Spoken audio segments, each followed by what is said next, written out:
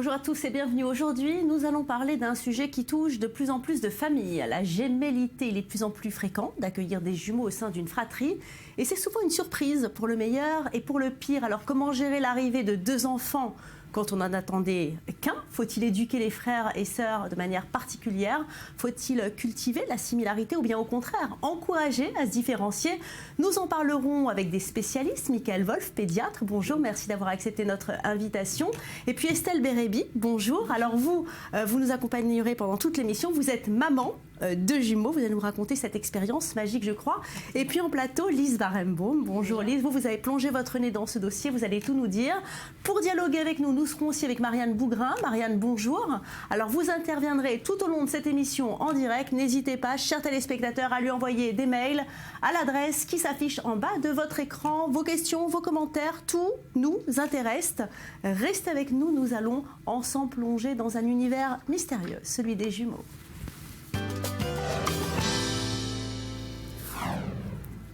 Les grossesses multiples sont donc de plus en plus courantes, mais comment physiquement deux ou plusieurs embryons peuvent-ils se former au cours d'une seule et même grossesse? Et surtout, pourquoi assiste-t-on depuis quelques décennies à une véritable explosion du nombre de naissances de jumeaux? Vous allez voir que les explications sont purement et simplement scientifiques. Le reportage tout de suite de Lise Barenbaum et on en parle après.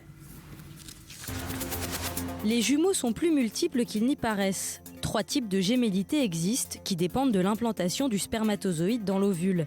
Les jumeaux dizygotes sont issus d'une double ovulation et d'une double fécondation. Les 2 œufs sont totalement indépendants, une configuration qui représente les 2/3 des jumeaux.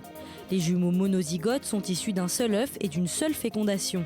La séparation peut avoir lieu juste après la première division cellulaire. À ce moment-là, les jumeaux auront chacun un placenta. Si la séparation a lieu plus tard, les jumeaux auront le même placenta, mais pas le même sac amniotique. Enfin, lorsque la séparation a lieu au stade du disque embryonnaire, alors que le sac amniotique est déjà formé, les jumeaux seront dans le même placenta et dans le même sac amniotique. En 30 ans, les grossesses gémellaires ont augmenté de 80%. Depuis 1970, on assiste à un véritable twin boom en France. Les naissances de jumeaux ont presque doublé. En 1972, on comptait 9 accouchements gémellaires pour 1000 femmes. En 2013, le taux a grimpé à 17 pour 1000.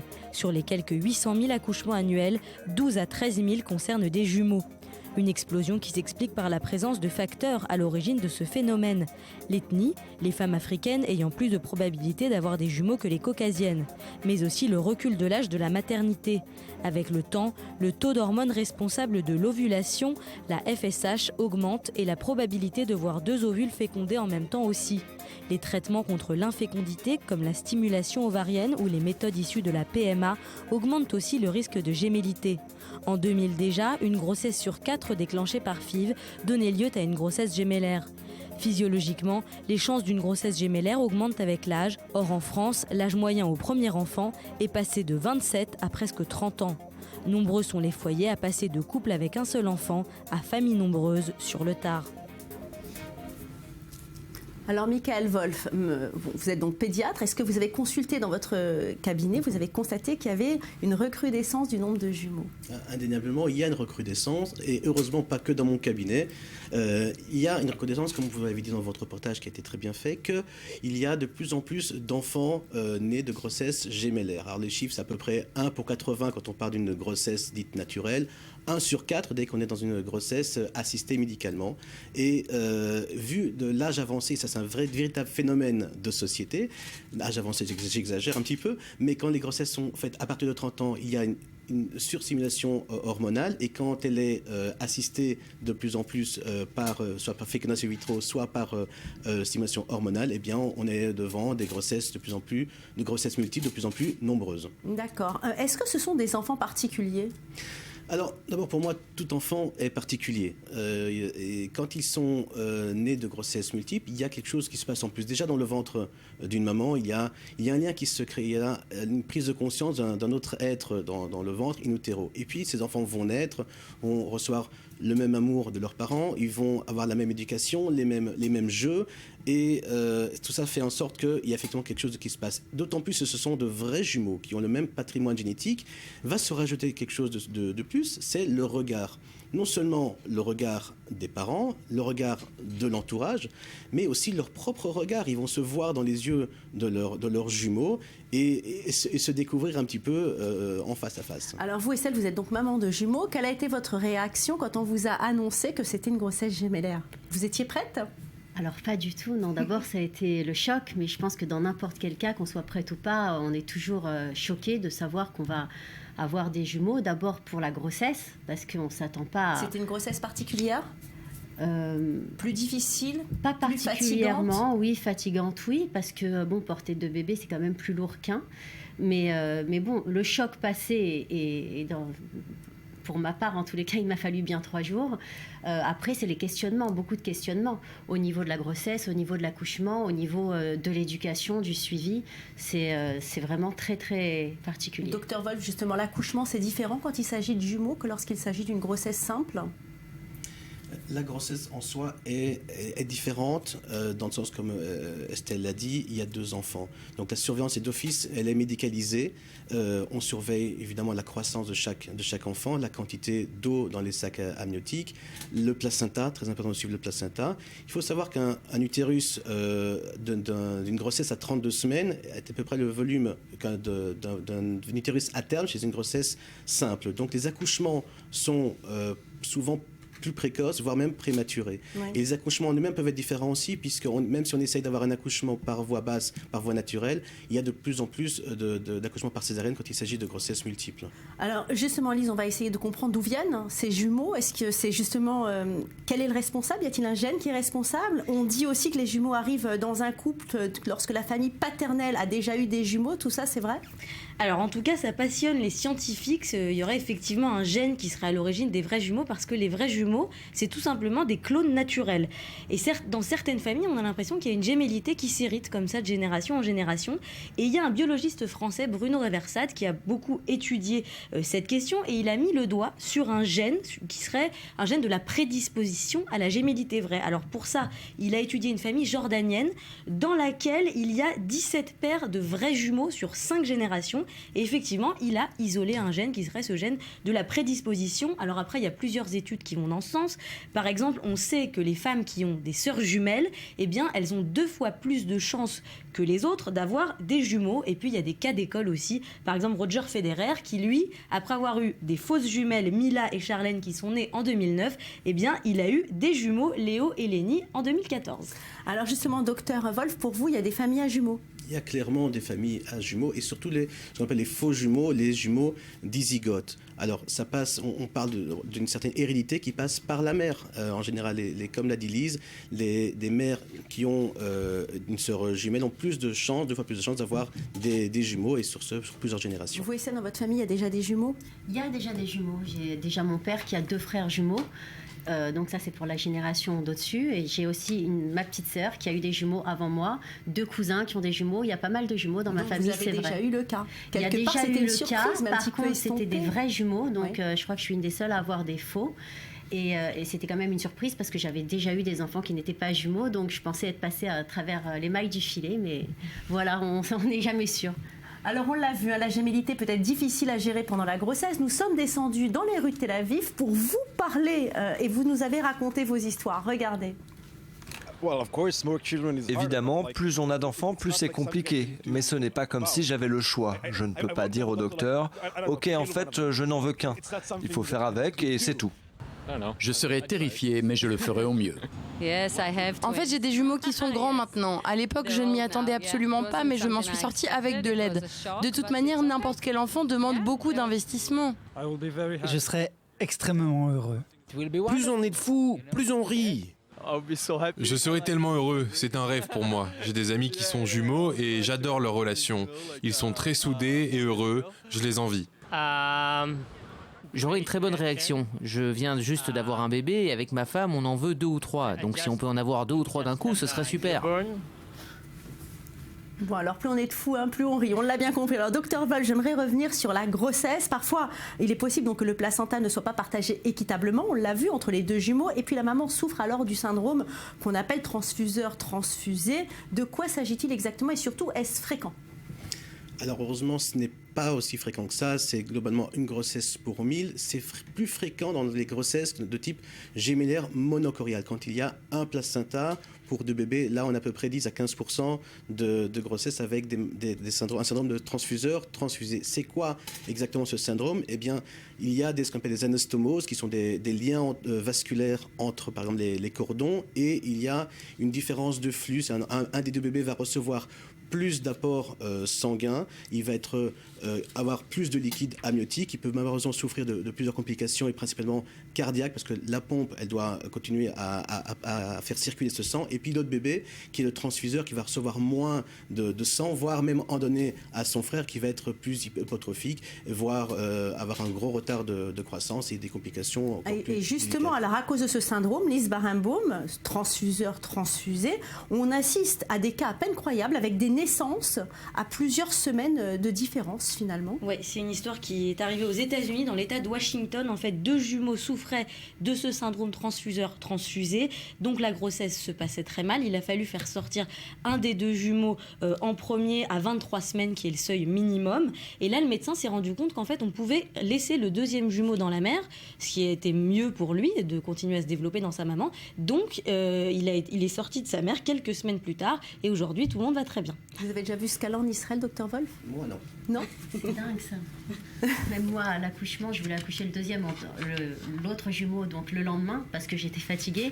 Ils m'ont dit non, pas du tout, ça n'existe pas. Donc ils n'étaient pas au courant. Pas malheureusement la date de l'accouchement. Allez, je vous propose tout de suite de rejoindre Marianne pour les questions téléspectateurs. Marianne, bonjour. Oui, bonjour Valérie. Alors nous avons reçu un message d'une téléspectatrice de Bordeaux qui se rend bien compte qu'avoir des jumeaux signifie davantage de frais. Et elle se demande donc si les parents reçoivent des aides financières supplémentaires de la part de l'État. Alors, lorsqu'on a des jumeaux, est-ce qu'on perçoit plus d'argent, Estelle? À la naissance, oui. Il y a un petit panier cadeau de bienvenue, alors, qui est environ de 10 000 shekels. Et quand c'est un enfant unique, c'est combien? Environ 1 500 shekels. Donc il y a quand même une différence. D'accord. À la naissance. Après, non, il n'y a pas d'aide particulière, puisque même dans les GAN, quand on veut les inscrire, bon, il y en a certains. C'est les écoles maternelles. Donc ici en Israël, c'est payant. Voilà. Donc combien vous payez? C'est payant. En général, c'est environ 2 500 shekels par enfant. Et puis quand on a des jumeaux, environ 500 €, hein? Ouais, environ. Parfois plus, parfois moins selon les villes. Et quand on met un 2e enfant, donc un jumeau, ils font gracieusement 10%, mais par gentillesse uniquement. C'est pas légal, c'est pas une loi. Donc en fait, c'est carrément le double de frais quand on a des jumeaux. C'est le double de tout. Donc pas difficile d'assumer financièrement. Exactement. Allez, Marianne, une autre question peut-être. Oui, effectivement, c'est une question de Leslie qui habite à Lyon et qui se demande si une femme peut tomber enceinte de jumeaux qui ont un père différent. Est-ce possible d'après vous? La question, hein. C'est difficile. Aussi, c'est extrêmement anecdotique. Et je vais répondre par une toute petite anecdote. C'est en général une histoire d'une dame blonde. Là, je ne vais pas prendre le risque. On va dire qu'elle est rousse, hein, aujourd'hui, qui accouche, qui est en bonne santé, qui a 2 superbes petits jumeaux en excellente santé. Et quand elle les reçoit, elle pleure, elle est triste, elle est malheureuse. Et toute l'équipe médicale qui est autour d'elle se demande: mais qu'est-ce qui se passe? Pourquoi vous pleurez? Écoutez, le premier bébé, je connais le père, mais le 2e, j'en ai pas la moindre idée. Ouais, c'est vrai qu'il y a eu des cas comme ça, hein. D'ailleurs, Lise, parfois les jumeaux issus de 2 mêmes parents peuvent être dissemblables complètement au niveau de l'apparence. Oui, parfois on peut croire que ce n'est pas le même père, alors que c'est vraiment le même père. C'est arrivé en Angleterre. 2 jumelles étaient complètement différentes. L'une était brune avec la peau mate, l'autre était rousse et donc avec la peau très blanche. En fait, la maman, elle est d'origine jamaïcaine et le papa, lui, il est anglais, donc il a la peau très pâle. Et aucune échographie avait évidemment permis de déceler ces différences. Dans la famille, il y a 3 autres enfants qui, eux, ont une couleur un peu intermédiaire entre celle du papa et de la maman, mais c'est vraiment un cas rarissime, 1 pour 1000. D'ailleurs, il y a un documentaire à ce sujet, Lise Barenbaum. Oui, mais alors là, c'est sur des jumelles qui ont été séparées à la naissance, qui sont nées en Chine. Et en fait, elles se sont retrouvées complètement par hasard. On va peut-être regarder un extrait.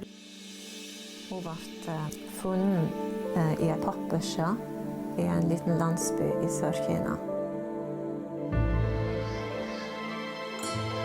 Endelig skulle vi få en liten jente som vi hadde ventet så lenge på. Men det skjedde noe helt spesielt når vi kom til Kina. There she is, new mommy. She's going to go get her.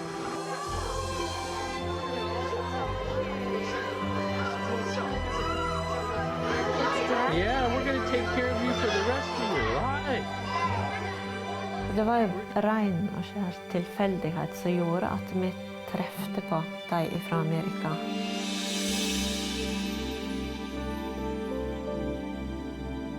Jeg sier jo alltid at det er skjebnen. Hva skjer nå? Vi tenkte jo på at de ville få 2 vidt forskjellige liv.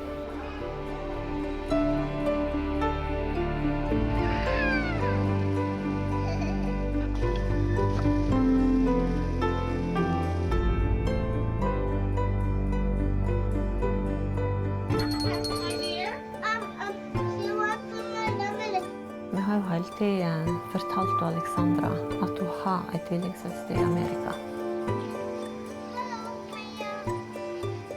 Allez, restez avec nous, on se retrouve tout de suite pour la deuxième partie de notre grand dossier de société de Midi Ensemble. Nous allons parler de l'éducation des jumeaux et de leurs liens psychologiques très particuliers. Restez là. Et si vous venez nous rejoindre, vous regardez Midi Ensemble. Aujourd'hui, notre grand dossier est consacré aux jumeaux, ces frères et sœurs d'un genre particulier. En plateau avec moi, Joëlle Lévy, bonjour. Vous êtes psychologue et vous, Estelle Bérébi, vous êtes maman de jumeaux. Et puis Lise Barenbaum qui a préparé ce dossier. Nous sommes donc partis à la rencontre de Mélanie et Aurore, des jumelles de 37 ans. Elles vivent ici à Tel Aviv et elles ne conçoivent pas la vie, l'une sans l'autre. Regardez. Elles s'appellent Mélanie et Aurore, 2 jumelles de 37 ans qui vivent à Tel Aviv mais qui sont nées en Belgique. Elles se ressemblent beaucoup, mais vraies ou fausses jumelles, le mystère subsiste. Parce qu'on a un doute. Alors bon, c'est vrai, vous allez me dire, vous avez un doute, vous allez faire le test génétique. Et en fait, on n'a jamais trouvé vraiment les raisons de le faire, parce qu'on s'en fout quelque part. Mais on doute, parce que notre mère nous avait dit à l'époque, peut-être que le docteur il avait fait un mauvais diagnostic, et donc du coup, on serait fausses jumelles. Mais instinctivement, on pense qu'on est des vraies jumelles. Parce que bon, c'est vrai, on se ressemble très très fort physiquement. Et en même temps, de caractère, non. Non, pas de caractère, non, je ne ressemble pas. 2 jumelles très proches depuis leur petite enfance, mais qui se sont quittées à la vingtaine. L'une est partie vivre en Israël, l'autre a voyagé à travers le monde. Elle est partie assez tôt, finalement, à 18 ans ou 19 ans. J'avais, je crois, 22 ans. Ah 22 ans, ouais, je suis partie. Alors, elle est partie en Israël dans un kibbutz, à Magan Michael, et elle n'est plus jamais revenue. Donc, 12 ans. On est restés séparés. Un moment où chacune a eu besoin de trouver sa voie. Je pense qu'il y a eu un moment où on a eu besoin de vivre chacune de notre côté, de vivre notre propre expérience pour quelque part trouver ou retrouver une identité. Leurs chemins ont commencé à se séparer dès l'enfance. Mélanie et Aurore ont vite voulu se détacher de l'étiquette jumelle. Ah oui, les jumelles, ça on n'aimait pas. Ça, c'était pas possible. C'était les jumelles et les jumelles. Très tôt, elles ont même voulu se singulariser en choisissant leur école, leurs amis et leurs propres petits copains. On a fait les mêmes écoles mais dans des classes séparées. Oui, et puis ensuite on a fait quand même des écoles carrément différentes. C'est pas qu'on était toujours ensemble. Vrai. Donc même quand, je pense à 18, 19 ans, 20 ans, on n'était plus ensemble, on avait chacune nos activités, nos amis respectifs. Le but c'était d'être seul, de se sentir un peu unique. Dans leur enfance déjà, les parents avaient décidé de ne pas souligner la gémellité de leur fille pour que chacune ait son existence propre. Heureusement, notre maman était quand même très intelligente. Et notre papa aussi. Il nous a toujours différenciés. Ça veut dire qu'on avait toujours des vêtements différents. Par contre, parfois nous, on demandait à nos parents de s'habiller... pareil. Petites, elles ont même souvent joué à échanger leur rôle, pas forcément pour le meilleur. Parfois on changeait de classe, on aimait bien parce que en fait, les profs ne voyaient rien du tout, donc on changeait de classe. J'avais envie d'être avec ses copains de classe, elle avait envie d'être avec les miens. À l'adolescence, elles ont aussi parfois partagé leur vie sentimentale. Peut-être une fois on est sortis avec le même en même temps, on savait pas. Il y en a un qui a joué, il a fait genre je passe d'une à l'autre comme ça, mais il ne dit pas, nous on se l'est pas dit non plus. Aujourd'hui, elles partagent leur quotidien, elles vivent dans le même quartier de Tel Aviv et se retrouvent à la crèche pour aller chercher leurs enfants avant de passer quelques heures ensemble en fin d'après-midi. Je vis beaucoup avec ma sœur parce que finalement, elle a eu aussi une petite fille à 2 ans et donc du coup, ils ont 1 an de différence, donc on va chercher les gamins ensemble au GAN. Donc on a eu en fait le besoin de se retrouver un moment. Leur but aujourd'hui, développer une activité professionnelle en commun grâce à leurs qualités complémentaires. Le but ultime, c'est de pouvoir bien gagner notre vie en faisant ce qu'on aime. À la question « Voulez-vous aussi avoir des jumeaux ?», voilà ce qu'elles répondent. Oui, mais non. En tout cas, les kilomètres ne les sépareront plus.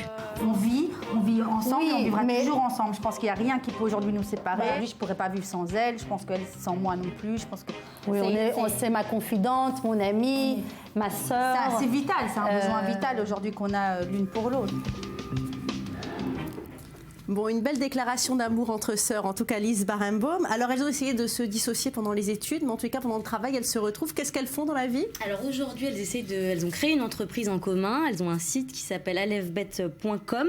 En fait, elles font des coussins pour les enfants, pour les chambres d'enfants en forme de lettres. Donc vous pouvez écrire le prénom de votre enfant et elles lancent ça en ce moment. Bravo. Alors, Joëlle Lévy, vous êtes donc psychologue. Pourquoi le lien, justement, physique qui unit les jumeaux à l'intérieur du ventre de la maman continue-t-il de manière si forte, finalement, toute la vie? Et puis finalement, les jumeaux sont une entité. C'est après, en naissant, qu'ils deviennent deux entités. Et encore, psychiquement, ils restent une entité, au point même qu'ils sont complémentaires dans les modes de fonctionnement. Mais là, on le voit dans le reportage, il y en a une qui commence une phrase, l'autre qui termine. Tout à fait. Une qui on dit toujours que les jumeaux, il y a un ministre des Affaires étrangères et un ministre de l'Intérieur. Hein, et c'est pas toujours celui qui s'exprime le plus qui est le plus fort. Mais les rôles s'alternent. C'est vraiment une entité, une complémentarité très forte et très passionnelle. Alors justement, Lise Barenbaum, quelquefois, cette complémentarité, ce lien fort se voit même dans les salles d'accouchement. Oui, il y a eu comme ça une grossesse aux États-Unis en 2014 dans l'Ohio. Une femme a donné naissance à de vraies jumelles qui avaient le même liquide amniotique, donc c'est très très rare, c'est 1 cas sur 10 000. Et à peine sorties, les deux petites filles, Jenna et Gillian, se sont attrapées la main juste en sortant de leur maman. Alors en fait, elles partageaient le même placenta et la même poche amniotique. Ça veut dire que pendant toute la grossesse, elles étaient en contact permanent. C'est vraiment des grossesses à risque, mais tout s'est très bien passé. Elles ont fêté leur 1 an il y a quelques mois. Donc vous, Estelle, quand vous avez accouché, vous avez senti ce lien fort entre vos deux bébés dès le premier jour? Pas tout de suite. Pas tout de suite. D'abord, peut-être parce que c'est filles-garçons, donc des faux jumeaux, mais après, peu de temps après, quelques jours après, quelques semaines au maximum, j'ai vraiment senti qu'il y avait... que c'était fusionnel entre eux? C'était très fusionnel, qu'il y avait vraiment une attache entre eux qu'on n'arrive pas à comprendre. Donc vous avez un garçon et une fille, c'est le garçon qui protège la fille, c'est le contraire? En fait, la fille est née 12 minutes avant, et donc c'est donc l'aînée et elle le revendique, mais le garçon est 2 fois plus balèze que la fille, donc il montre aussi sa supériorité. Il montre ses muscles. Allez, voilà. Nous retrouvons Marianne tout de suite pour les autres questions téléspectateurs.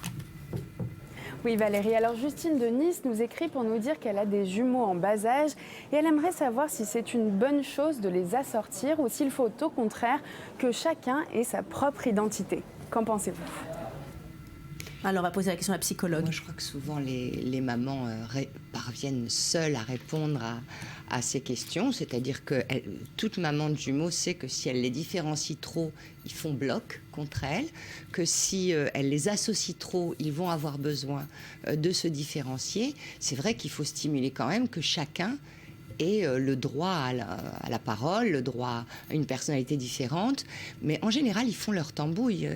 Estelle disait tout à l'heure qu'on n'y comprend rien de l'extérieur. Ils font leur tambouille ensemble. Oui. Ils s'arrangent, ils font leurs petites affaires. Et, voilà. C'est-à-dire leurs petites affaires. Qu'est-ce que vous constatez, par exemple? Ils sont très complices, ils s'autoprotègent, ils sont souvent... ils se comprennent, ils se parlent, ils ont leur langage, en fait. Alors, est-ce que ce serait pareil avec des frères et sœurs très rapprochés? Alors pour les autres enfants de la famille, qu'est-ce que ça donne? Ils sont isolés des autres? Non, ils ne sont pas isolés, mais ils restent quand même une entité... Ils font corps. Ouais, ils font corps, exactement. Oui. Allez, on retrouve encore Marianne pour une autre question. En effet, nous venons de recevoir une question d'une téléspectatrice de Limoges qui se demande s'il faut éduquer différemment les vrais des faux jumeaux. Je vous laisse lui répondre. Alors, élever différemment. Moi, je crois qu'il faut élever avec son bon sens, son cœur. On n'élève pas les enfants avec des livres. Et on va sentir auprès de son enfant. Et puis, une maman de tels jumeaux ne va pas les élever aussi similairement à une autre. Pareil ou différemment, on élève avec son bon sens. Avec qui sont les enfants? C'est les enfants qui définissent l'attitude des parents et pas l'inverse. Respecter leur évidemment. identité. Puis c'est eux qui guident, de toute façon. Mais c'est vrai que c'est pas facile parce qu'on sait déjà qu'élever des enfants quand ils sont uniques, c'est pas simple. Alors j'ai envie de dire, ça rajoute un niveau de problème quand il y a des jumeaux, un niveau d'abnégation. Oui, pour les parents, c'est beaucoup plus compliqué. Par contre, eux, ils ont un atout, c'est qu'ils ont un espace pour eux, d'où ils excluent les autres, finalement. Alors, et puis, c'est très bénéfique. Narcissiquement, c'est très fort pour eux. C'est sûr qu'il faut prendre en compte les trois choses, les deux entités, le premier, le deuxième, et aussi l'ensemble. Parce que c'est très important de savoir qu'il y a un tronc commun. Oui. Alors justement, habiller les enfants de la même manière, ne jamais les séparer, est-ce que ça, vous pensez que ça peut être un frein, Joël Lévy, au développement de la personnalité? Si c'est un principe rigide, oui. Si c'est coûte que coûte de vouloir les habiller pareil sans écouter l'enfant, oui, mais les jumelles le disaient fort bien tout à l'heure, quand les parents ne leur apportaient pas les mêmes vêtements, c'est elles qui voulaient... il faut de la souplesse, mais de même qu'avec un enfant... le problème avec les jumeaux, c'est qu'ils ont leur miroir. Vos enfants, vous Estelle, vous les habillez de la même manière? Moi j'aime bien, j'ai pas le problème d'identité puisque c'est filles-garçons, donc j'aime bien les habiller pareil, mais c'est sûr que si ça avait été 2 filles ou 2 garçons, peut-être que j'aurais eu plus le problème de respecter leur identité, de pas trop vouloir qu'ils s'assimilent l'un à l'autre. Parce que c'est peut-être aussi l'envie des mamans, parce que c'est vrai que c'est les mamans qui habillent, donc le fait de se dire tiens c'est drôle d'avoir 2 enfants similaires. Il faut bien une récompense à tout ce travail qu'elles fournissent quand même, donc cette valorisation d'en avoir mis 2 d'un coup au monde, mais c'est vrai que c'est souvent la projection des mères qui atténue la personnalité des enfants. Eux, ils savent très bien entre eux qui est fort, qui est moins fort, sur quel domaine, ils le savent parfaitement. Alors justement, dans le cas de jumeaux célèbres, les enjeux sont encore plus sensibles. Regardez comment se construire quand votre jumeau est une superstar. Pire, dans les cas de famille royale, comment gérer son destin quand votre jumeau héritera du trône et pas vous. Le reportage tout de suite. Certains jumeaux sont appelés à un grand destin. Les jumeaux princiers Jacques et Gabriella, enfants du prince Albert de Monaco et de la princesse Charlène, sont appelés à régner un jour. Mes très chers compatriotes et habitants de la principauté, j'ai la grande joie de vous annoncer que la princesse Charlène, mon épouse bien-aimée, a donné naissance le 10 décembre 2014 à un garçon et une fille qui ont reçu les noms de Jacques Honoré Régnier, qui devient prince héréditaire, et Gabriella Thérèse Marie, princesse et 2e dans la ligne de succession. Dans la tradition ancienne, celui qui sort le second et qui est le premier conçu est le premier héritier dans la ligne de succession. Au XVIIIe siècle, quand Marie Lesinska, l'épouse de Louis XV, a accouché de ses jumelles, Élisabeth et Henriette, c'est Henriette qui est sortie en premier. On a donc baptisé Élisabeth Madame Première. En cas de césarienne, le bébé extrait le premier sera l'héritier. Mais dans le cas de Monaco, la question ne se pose pas, c'est le garçon qui prime toujours sur la fille. C'est effectivement une tradition avec laquelle le prince souverain a souhaité renouer, comme la titulature des 2 enfants, donc Marquis des Baux pour le prince héréditaire et comtesse de Carladès pour la 2e dans la ligne de succession. Dans le monde du spectacle, les vrais jumeaux ont tendance à faire carrière ensemble, comme les sœurs Olsen qui ont joué la même petite fille dans une sitcom américaine avant de se lancer dans la mode. Idem pour les frères Bogdanov qui partagent leur passion pour la science avec le public dans des émissions de télévision. Ou encore les jumeaux Laurent et Larry Bourgeois, les fameux Twins, 2 danseurs qui enflamment les concerts de Beyoncé. Dans le cas de faux jumeaux, les destinées se séparent davantage. Chez les sœurs Bunchen, l'une est mannequin, l'autre est son manager. Quant aux frères Kutcher, si Ashton est un acteur à succès, Michael est né avec une déficience cardiaque et a dû se battre toute sa vie pour accomplir les tâches les plus simples. Joël, pas facile de grandir avec un miroir humain en face de soi. Non, c'est ça le plus difficile finalement pour les jumeaux, c'est qu'ils aiment cette image et en même temps ça les renvoie à leurs propres carences et ils ont à faire avec ça, d'où ce que disaient les jumelles tout à l'heure, il y a vraiment de vraies décisions quelquefois de prendre de la distance, puis finalement on voit toujours ça se rapproche après, mais c'est de fait, comme pour nous-mêmes, avoir son double en face, c'est pas si simple que ça. Justement, vous n'avez pas peur justement que un des 2 jumeaux se sente moins aimé que l'autre? On a toujours peur. Je pense que pour n'importe quel enfant, même si c'est pas des jumeaux, toutes les mamans évitent de faire des préférences. Maintenant, c'est vrai que particulièrement pour les jumeaux, en tant que maman, je fais toujours très très attention à ce qu'ils aient la même chose, à leur accorder autant de temps. Et puis si je vois qu'il y a quelqu'un qui est un petit peu plus sensible que d'autres, que l'autre pour quoi que ce soit, j'essaye de passer un petit peu plus de temps. Mais c'est sûr que c'est pas évident. Mais dites-nous, c'était l'heure du biberon en même temps, la couche a changé en même temps, les câlins en même temps? Alors il y a 2 options, c'est ou tout en même temps et puis il y a un système de guerre ou une alternance et puis il y a un système de non-stop 24 heures sur 24 et c'est aussi assez gai. Alors en tout cas, il y a une ville en France, en Bretagne, qui s'appelle Pleukadeuc, qui accueille chaque 15 août des centaines de jumeaux, une commune qui s'affiche comme la capitale des 2 et plus et qui défend la communauté des jumeaux. Écoutez. Leur permettre de faire la fête avec d'autres jumeaux, des gens qui vivent les mêmes choses qu'eux. Parce qu'à l'école, c'était pas Cécile Aurélie, c'était les jumelles. Alors qu'elles le disent souvent, elles sont l'une et l'autre. En échangeant avec d'autres jumeaux qui vivaient des expériences similaires ou différentes, on a réussi aussi à faire des choix et à se construire. Et à construire. C'est la fête des jumeaux nous a aidés pour ça. Au moment, il faudrait se sortir chacun de ce côté. Pour dire de trouver l'âme sœur entre guillemets, quoi. Mais vu qu'on a pratiquement les mêmes collègues l'un ou l'autre, voilà. C'est vrai que c'est pas évident. C'est pas évident.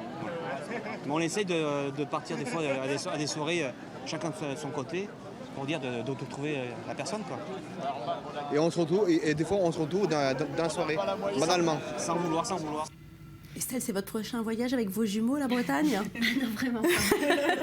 Joël, est-ce que justement vous comprenez que certains jumeaux puissent justement revendiquer qu'ils soient une minorité au sein du groupe? Je crois qu'à défaut d'avoir une identité singulière et unique, eh bien, du coup, ils vont revendiquer l'originalité de cette entité de jumeaux. Mais c'est vrai qu'ils sont en général assez fiers en société de dire qu'ils ont un jumeau. Et c'est une valeur narcissique en plus.